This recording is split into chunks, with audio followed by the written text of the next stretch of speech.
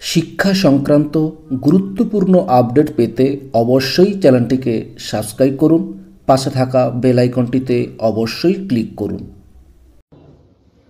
রাজ্য সরকারি কর্মচারীদের যে ডিএ মামলাটি আগামী 7 তারিখ নিশ্চিতভাবেই আমরা আশা করব যে তার শুনানি হবে এবং আগামী 7 তারিখ এসএসসি মামলাও রয়েছে।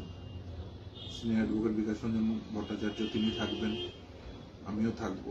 নিশ্চিতভাবে আশা করব দুটো মামলার শুনানি আশা করব 7 তারিখে হবে, কারণ 7 তারিখে এসএসসি যেহেতু এর আগের দিন প্রায় বলতে পারেন সারাদিনই মামলা শুনেছে, তো আগামী 7 তারিখেও হবে এবং 7 তারিখে ডিএ মামলাটিও নিশ্চিতভাবে উঠবে এবং খুব স্বাভাবিকভাবে সেখানেও সিনিয়র অ্যাডভোকেট বিকাশ রঞ্জন ভট্টাচার্য সহ আমি সবার আরও যারা আছেন কাউন্সিল প্রত্যেকে থাকবে।